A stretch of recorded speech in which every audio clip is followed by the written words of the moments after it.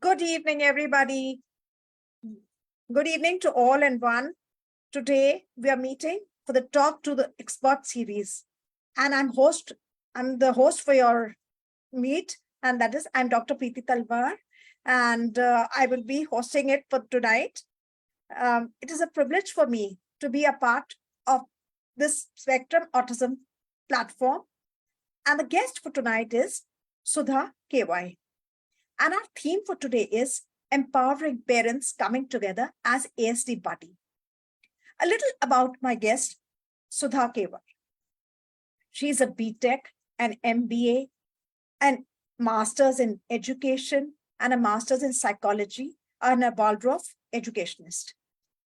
Presently, she is a practicing educationist and a practicing psychologist. Now, the thing is, you would be asking me, what is autism? Most of you would be thinking it is some kind of a disability. But no, get this notion out of your head. Autism is no disability. It is a kind of a different ability. Children with autism are very colorful and stand out differently. And they're very beautiful and stand out like a rainbow as they're very colorful.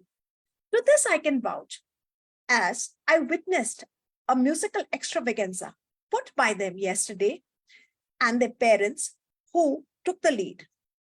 And all these children were gifted and they stood out. Each one of them was colorful like the rainbow.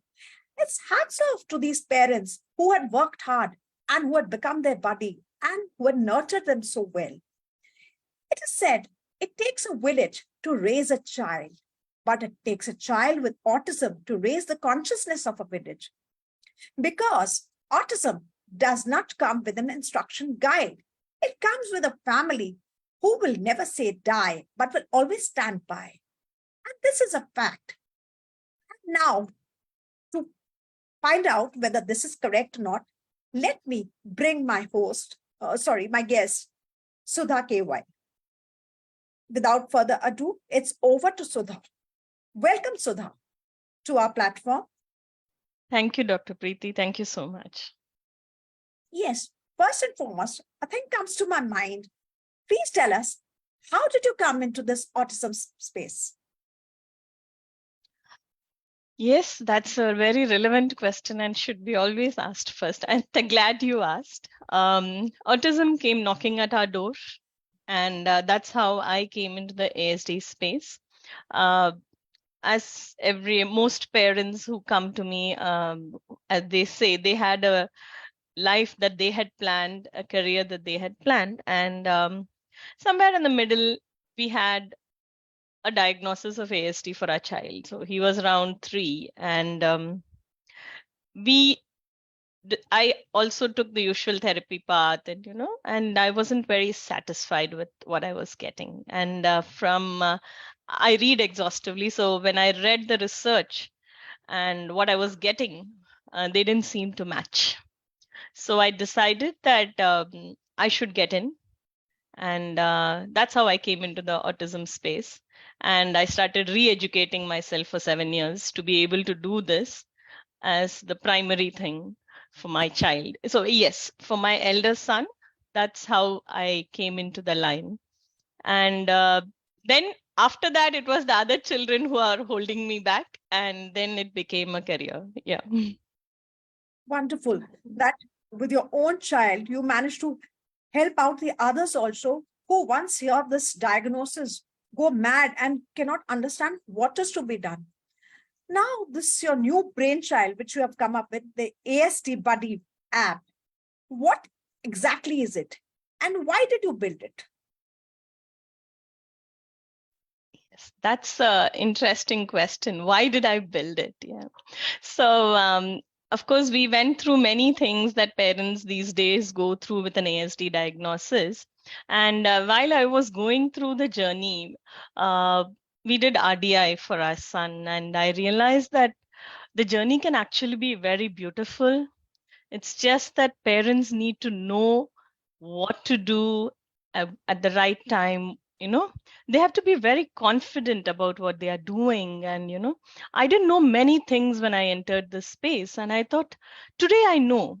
And I think there will be many parents who do not know. So we did the relationship development intervention for our son for 2 years. And that was my greatest learning and the encouragement to enter the field of autism remedy as well. And when I realized that parents should know a lot more and not go searching for information like me, I decided to put it in a language that they would understand. So the primary aim of making ASDBuddy app was that the content should be curated for the parent, because when not everyone will understand scientific language and research, so it has to be brought in such a layman language that the parent understands and benefits from it. So, and obviously we thought if we give something in the parent's hand at their convenience, they can learn. So that is why we built the app. So I can show you what it is if you have a few minutes. Yeah. Yeah. Please go ahead. Okay. So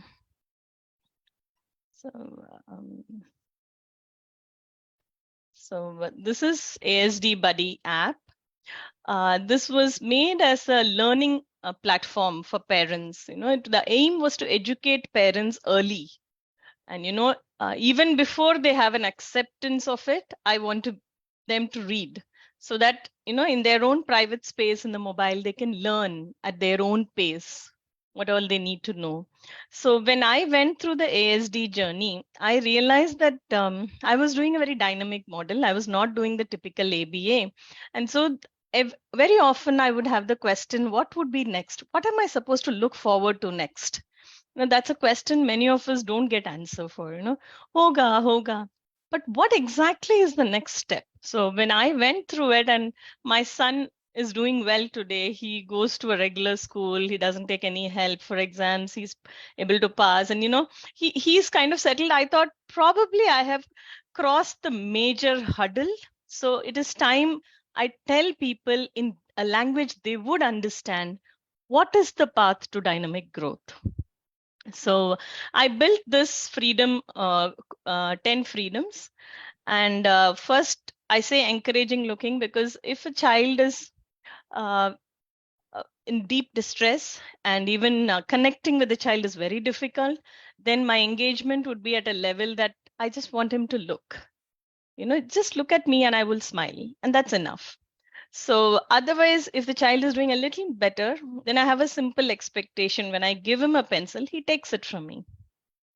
Next, I would expect that, there's an engagement established. I ask him for a pencil and he gives it to me.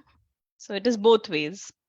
And then there is, I say something like a dynamism initiated. Like I come, I sit down, I push it this side, he sees, he gives it back. I give it there, he takes it. There's a little bit of change I can make and he's still with me playing. Little bit. Then there is rhythmic engagement, where there is up and down. You do the same thing over and over again. Like I'm playing a ball. I play it for a longer duration of time, rhythmically for a longer duration. We also encourage a lot of left-right exercises at this stage. Building rhythm builds stronger neural connectivity. So we do those exercises once the awareness has increased. And then we do outdoor sensory play. We take the child out to play and we do mindful play there as well.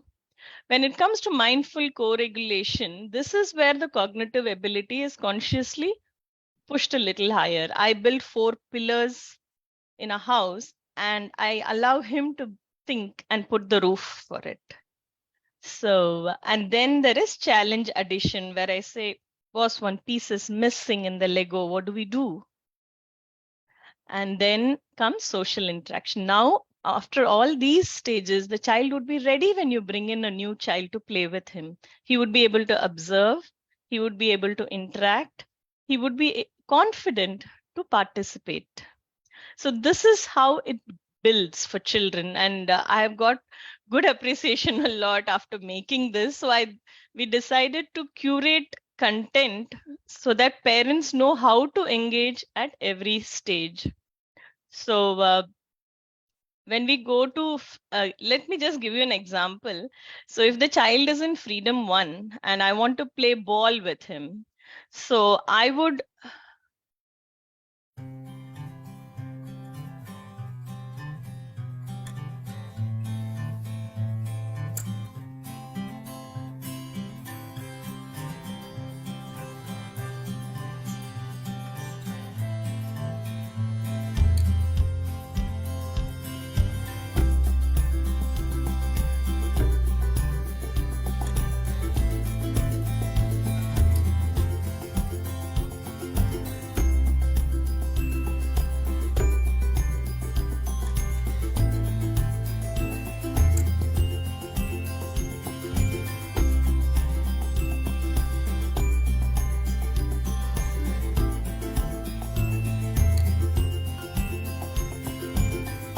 like you can see this child here is not very participative. So there's no point in throwing a ball on his face and asking him to catch it, because he's only in freedom 5 where he doesn't want to engage at all.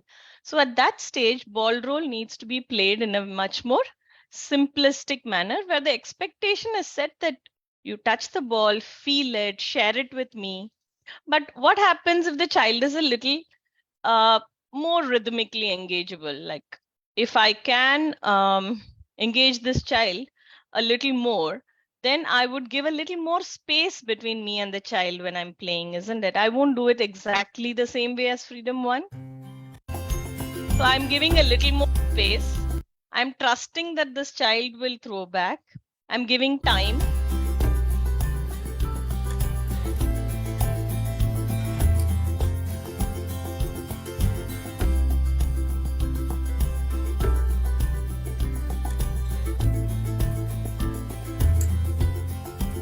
So what we have done is we have explained More also. trust in the child. She smiles, and the child is noticing the mother's body language. And when he rolls, she's given him a little more space to roll.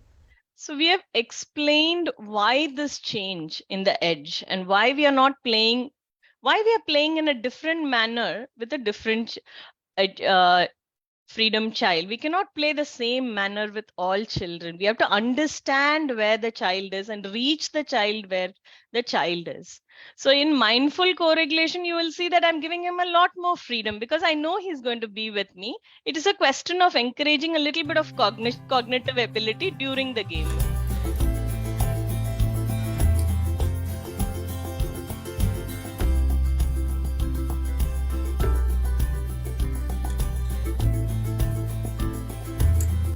So here also our work would be more, but we are very mindfully guiding. So we have also explained all the thumb rules which need to be followed when you do an engagement. And this is curated for autism. So we have explained in the, when you all do. of these are modeled in with non-verbal. This helps them to better engage and learn.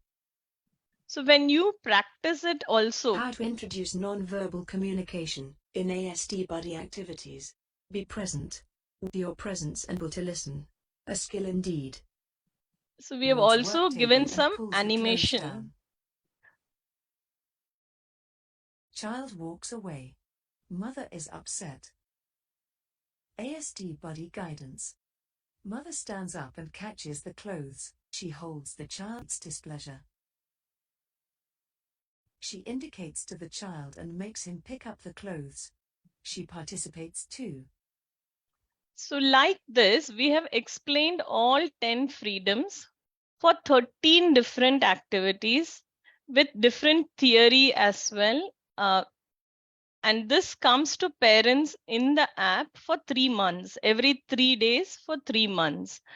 So, and this is something which we curated during COVID, understanding that parents are very often unable to reach the child because they don't know where the child is. So curating it for that child would actually help you reach the child and benefit.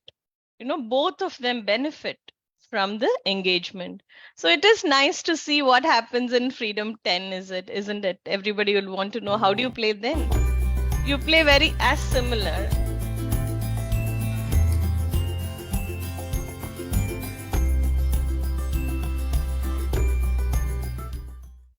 So so this is what we have built for parents. We have built such that they understand that, you know, we have curated content for different children, and we have been very specific that, you know, you cannot play the same way with all children. You need to customize it a little more and reach them where they are. So that's been the primary motivation in doing the app.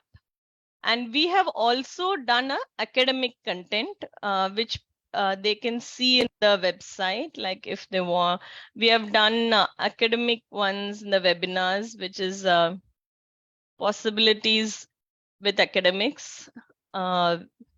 What are all the different possibilities they can do with academics? What are the different boards? What are the concessions available? All of this is curated for the parent to understand what is what should be their knowledge. It is not coming from a place where we say, this is what it is. I'm like, this is what we have. This is how other parents have done.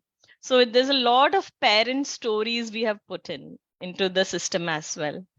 So that's ASDBuddy, ma'am. I hope it was interesting since you're seeing it also for the first time. So Yeah, it's wonderful. One of our viewers, Rashmi, has said it is very good from the parents' point of view, as well as it is going to be very helpful for other parents too. She finds it very helpful. And I think it's a wonderful thing that you are taking it across for other parents. On a curiosity basis, I just want to ask you, Sudha, that when you made this ASDBuddy app, since people, to try a new thing, it becomes a bit difficult. How well did it go down with people? Maybe you did not use any medical jargon, you used absolute layman's language to come out. Did they think any time that you're too erudite or anything, that you have made this and it's not going down to the level of people? Or it just, people took it like a fish takes to water? Please tell us. Anyone who trusted us and bought it, it was fish takes to water, because we have kept it in such a layman language. And even if they have a doubt in anything, they can reach out. I wrote this book recently, Autism Stories from Warrior Parents. In this, there is we have explained all the terms that you will encounter in the ASD journey, like from doctors to special educators, all these terminologies that they're going to be telling us. Like, we had this seminar last Saturday, webinar, where they asked us, what does a special educator do? What does a remedial educator do? And what does a shadow teacher do? These are so many terminologies thrown on parents. So we have tried to really simplify, shadow teacher's responsibility ends with the classroom. She's going to be shadowing the child to help him perform best in the classroom. A special educator comes in with new techniques to enable the child to learn better what he knows, what he's supposed to know. But she does not take the responsibility of completing the syllabus very often. So the remedial teacher sits in the school and takes on the responsibility of teaching the same thing that is taught in the school. So a little bit of syllabus help comes in there. So all these terminologies are, oh my, okay, I want one more person to engage. That's how parents feel. Oh my God, one more person. I'm like, this is what they do. Now see whether you need that or you don't need that. And that's why I feel empowering the parent is very, very important. Absolutely. Parent education is very important if you want to confidently face all these conversations, Exactly. Absolutely. Well said. What one advice would you give to the parents who have just found that their child has been diagnosed with autism? What particular, since you've gone through it, what exactly would you tell the parent? Early intervention is key. I think everybody says that. So I'm going to add something more to it. Cut out the noise. Okay, there will be a lot of noise when you get your diagnosis. I can tell from my own experience and the other parents we worked with, the noise is what pulls you down. What will they say? What will she say? What will the friends think? How do I go out? Cut out all the noise. Cut out things which you're not understanding. It's fine. Cut it out for some time. Until you accept, none of that matters. Cut out the noise. If you think you're getting overwhelmed, yes, you are getting overwhelmed. Cut out all those conversations. Forget them. Try to forget those conversations. And early intervention is definitely the game changer. I am very open when parents come to me 8+. I tell them you have to give me a much longer duration to reach the child. When we work, it's like, the first month is to reach the child, and in the third month and we have to see that the goals are complete. I can easily do that when the child is less than 7 or 8, but once it's crossed 7 plus and 8, we say you need to give us longer time, because the child comes with a lot of understanding of the world, what he has, and sometimes it takes us time to build trust. And So a longer engagement is required. So early diagnosis, very important. Cutting out the noise which is irritating you. Please get out of social media. If it's not troubling you, please go out. You don't need it. You are educated. Don't let anyone take you for a ride. Trust your instincts, but work very hard. I always say work very hard with your child. Trust your instincts. Very often, if you're coming from a place of helping the child, your instincts are very, very correct. So trust that more than trusting anyone else. Trust your instincts. Don't let anyone take you for a ride, but work very hard with your child. That's it. Shows. It shows the way you have come out. It shows. Like, I want to know, Sudha, I have just said in the very beginning, even parenting as a whole does not come with any manual. And with an autism, absolutely there's no manual. And I said it's only the parents. So just tell me, how would it be a normal day with an autistic child? What would it look like? What happens? Every day is an adventure in normal life also. But here you need to put in more effort. So what exactly does it happen? I'm going to pick a day out of my child's fourth year, or actually fourth year, when we were doing the remedy very seriously with him, the third year and fourth year. So a leaf I'm going to pull out. I would get up at 6. I would wake him up at 6:30, and his father would take him down for a cycling around a bit, and we didn't give him milk those days. We gave him almond milk and fruits, and then we would get him ready, and we would keep sufficient time for him to brush. Bath was not an issue, but brushing was an issue. So we would allocate half an hour just for him to brush, and bath would be only 2 minutes. But we never hurried the thing which troubled him. And then we would get ready, send him to school in a normal school bus, and he would finish his school and come back. We kept a very good tab on the nutrition. We kept a very good tab on sleep. They usually don't sleep very well, our children. So I really kept a very good, I ensured that he slept well. Like I would not show any mobile or any screens.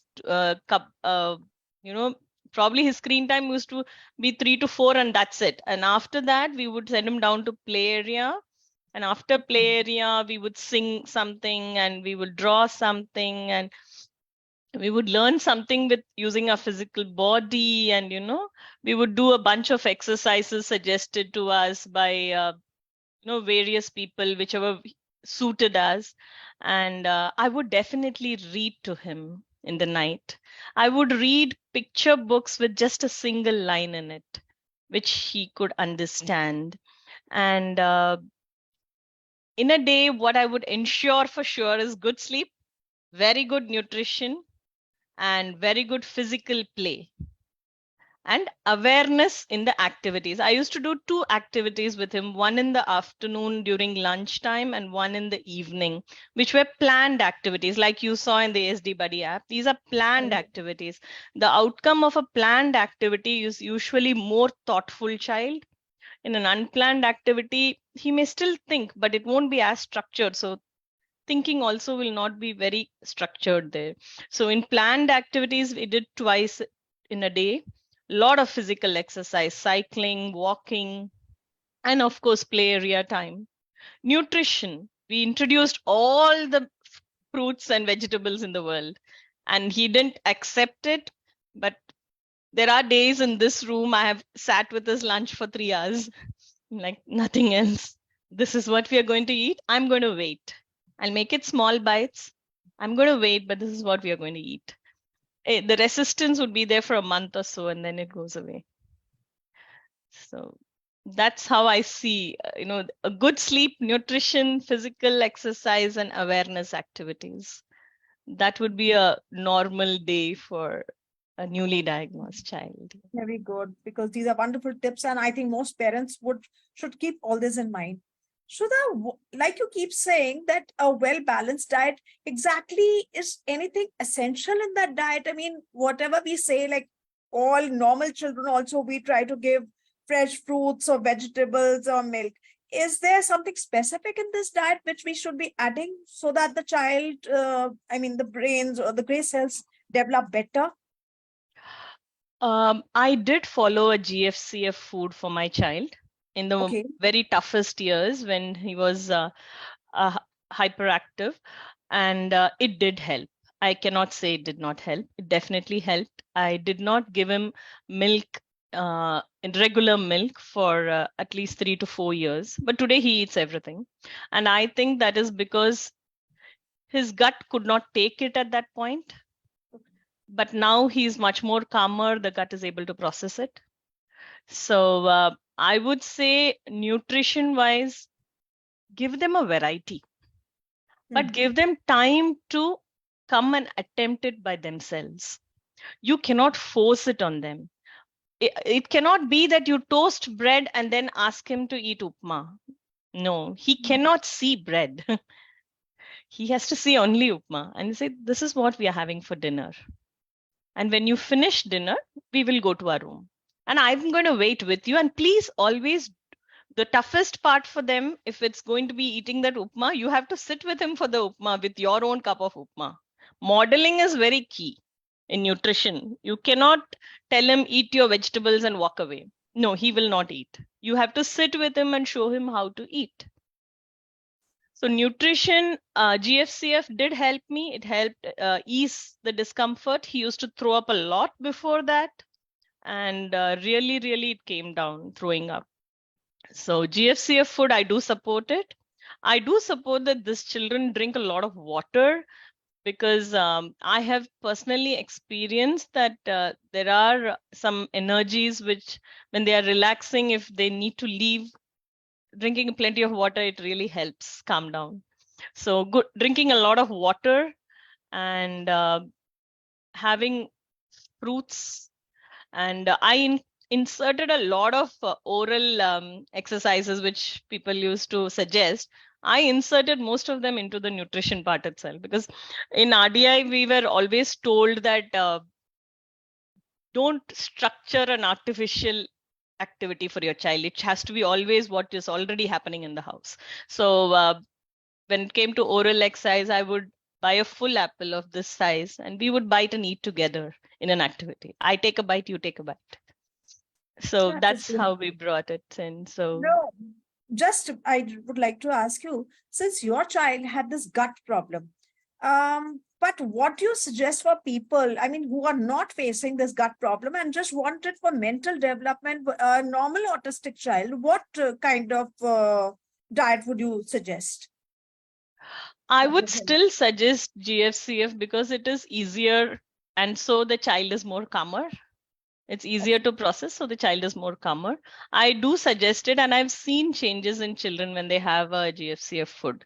It's easier for them to digest, and hyperactivity does come down a bit. I have seen it. A lot of fluids and a lot of GFCF food. Following it strictly for a long duration of time, I have seen change. So anybody can follow it. In fact, any child can follow it. Gluten-free, casein-free food.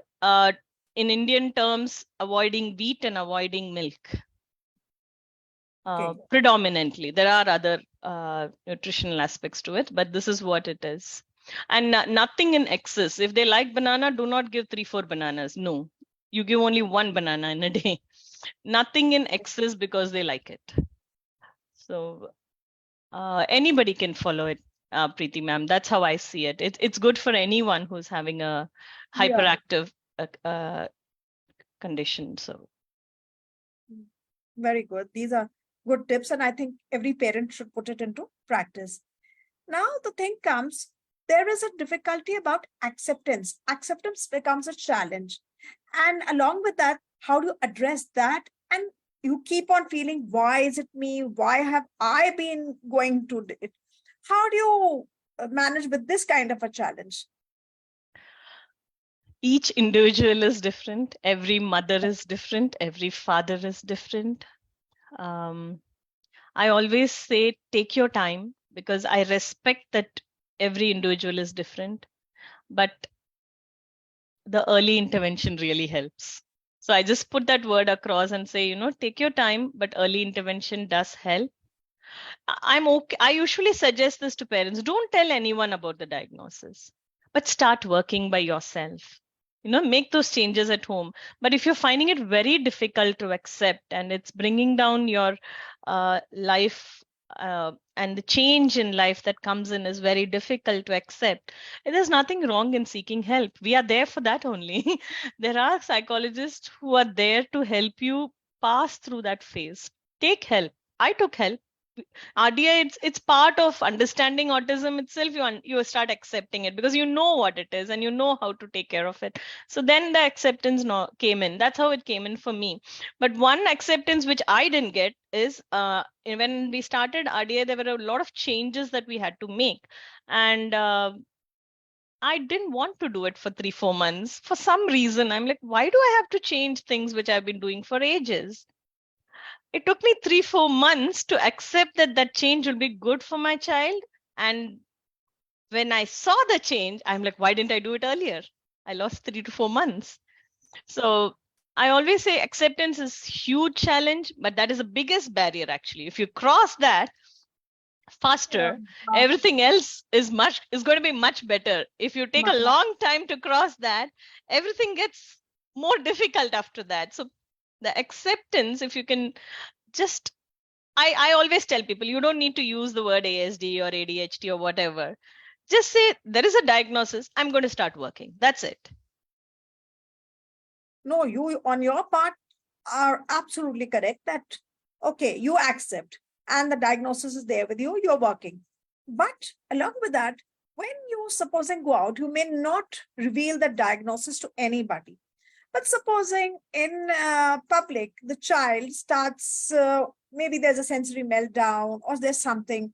How do you handle a child? Because everybody is not the same fit and each and every child is different. Maybe at some point, because even I have witnessed this, and I found that the parent found it very difficult because being a big crowd, it's a public area, maybe the child gets he's unable to find out in a crowd, how do I manage? Maybe at home, there are 2 or 3 people, he or she is calm.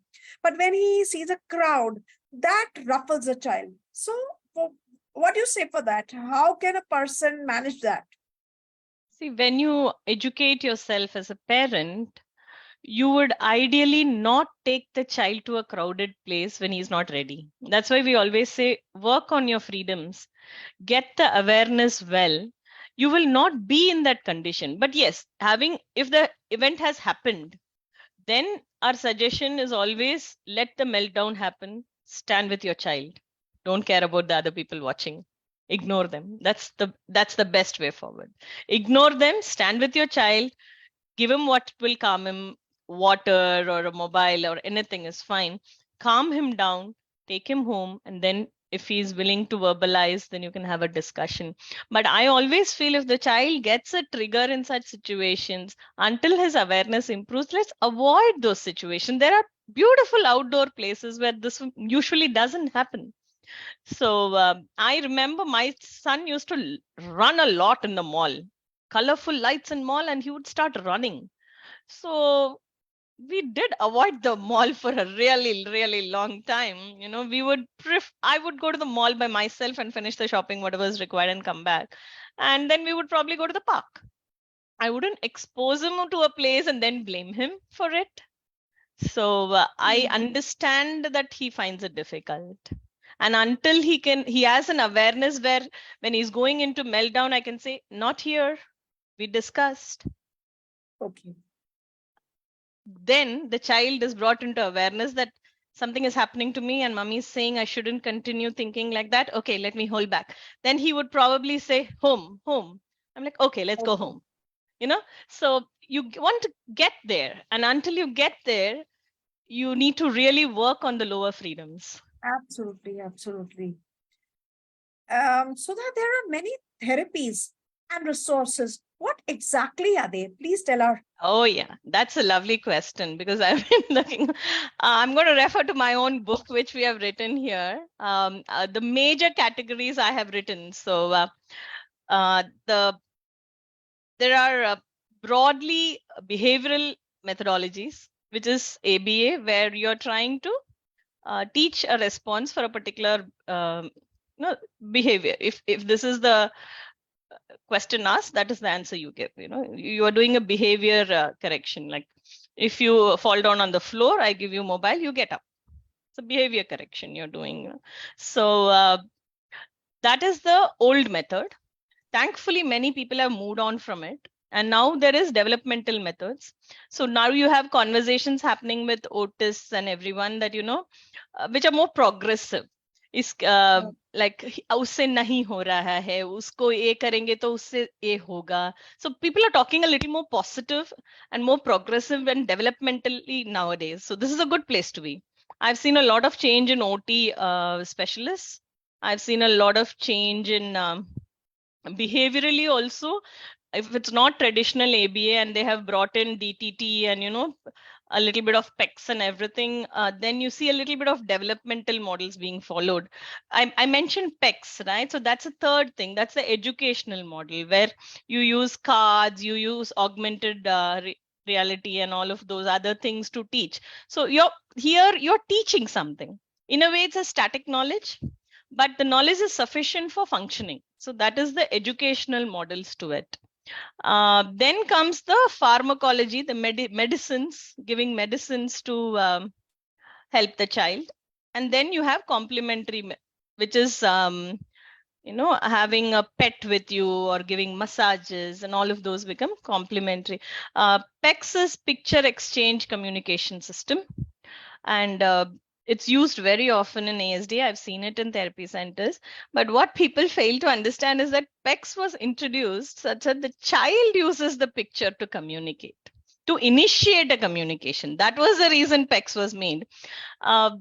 Very often it is used wrongly, where they are showing and they're saying pick up the card, and that was not the way PECS is supposed to be used. PECS should be used to help the child initiate a communication. So that also comes under educational models. And the last is social relationship based and cognitive models, which is RDI and ASDBuddy, where we work on the relationship between the child and, you foster it so strong, like all other children. These children also become dynamic and communicative, and they also bring in the thought. So you're going down to a level where they can start understanding the theory of mind and start processing like other children do. So that is your social and relationship based model. In that itself, we do cognitive later, once the social is a little higher. So these are all the various ones. There's a new one which has come, which I want to tell a little bit about, if you have a minute. It is called NDBI. Yeah, it is called NDBI. It is naturalistic developmental behavioral intervention, where beautifully, I'll just share the screen. I'll just show you what it is, because it is a knowledge which parents should have, I feel. So I'm just going to take a minute to show you a lecture from Seattle Children's Hospital. So this discrete trial is a form of ABA. And naturalistic behavioral method is the latest form of ABA, where they have actually, in layman language, they have integrated the relationship model into ABA.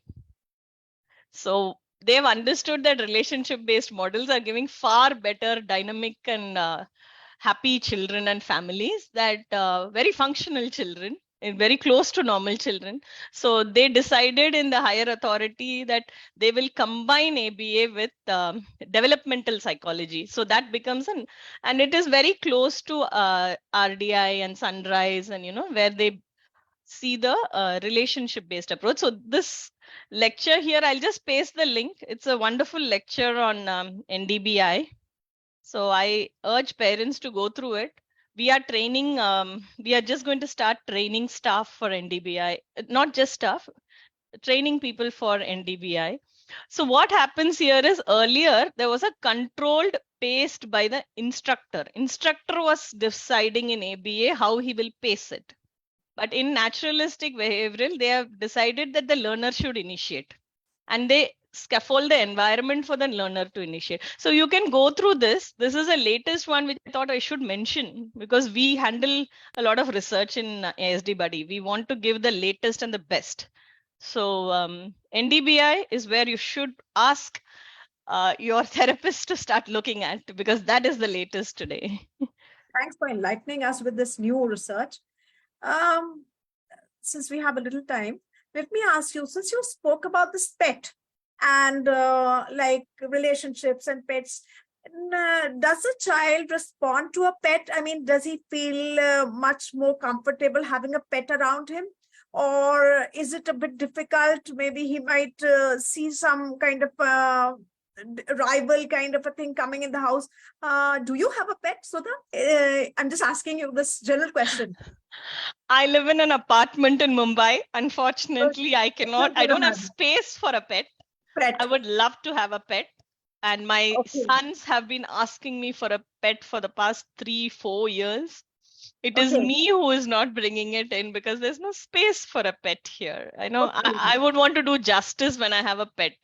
So Right. that is the only reason. Otherwise, pet is something very good to have if you have an ASD child. But having said Okay. that, the child should be ready to receive the pet. Yes, that is exactly what I was trying to ask you. Does he accept the pet, or does he feel it is a rival for him Ready. and he cannot accept that pet in the house immediately? That is exactly what I This was is trying to where I always go back to my freedoms. I will tell you, if a child is almost between 5 and 6, this child will accept a pet. But if you bring in a child, if the child is in a very lower level freedom, where his own sense of life is threatened every day, he feels threatened, his sense of life. Rudolf Steiner says, the child should have a very comfortable sense of life. Okay. He's feeling very threatened in the lower freedoms. He's like, every day for him is a survival. Itna sensory experience, itna expectations from parents, itna functioning. It is very difficult in the lower freedom. Another pet there is not going to help. Okay. He will resist. Highly likely that 1, 2, 3, 4 tak wo resist hi karenge, because they are Okay. not able to understand the another Yeah, animal entry of which has another. come. Yeah, and luckily pets don't have expectations. They just love. They just love.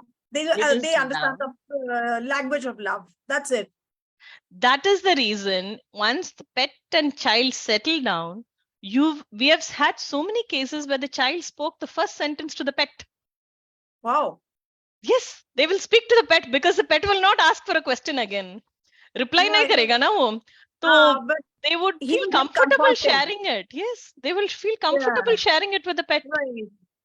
Okay, the warmth is there. I mean, The the warmth warmth. helps the child. That's one thing. Unconditional positive regard. The pet always Right. the faster as master. Compared to the human, right? It's a language without words, and that helps a child to grow, right? I think that is there in every place. I mean, whichever area you see, a pet helps a child or an adult, any place you can see. So the warmth helps. Don't we adults need? There are so many singles living only with pets. Yeah. I'm seeing. Don't we all need that? Like, that's companionship, and they don't even demand anything. Yeah, it's no need, nothing. I mean, it's sort of just that you get that unconditional love. Sudha, like most of our viewers are saying, you're a very strong parent, and I think that's hats off to you. Just a question before we wind up. Since your child goes to a normal school, how does he take it, and how does the school and the friends and all, how do they interact with the child?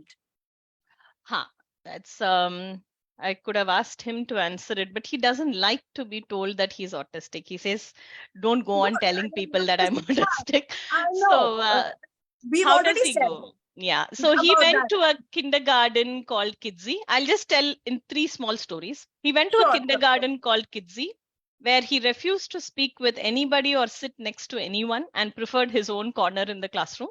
He used to be comfortable with the teacher because she was very good. And he would learn everything in a separate table in a corner in the classroom. And we were okay with it. We didn't force him, but he played with the children when they went outdoor. Only in the classroom, he didn't want it. But when he went outdoor in the slide and swing and, the circle time and all, he will be a little okay with them.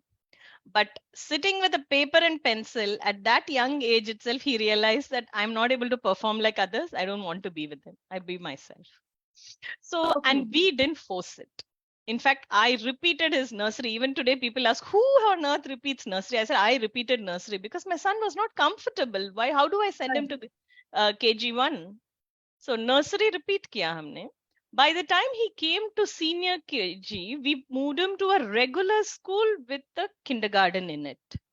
Because Okay. by then he started speaking. 5.5, he started speaking. He called me mummy at 5.5.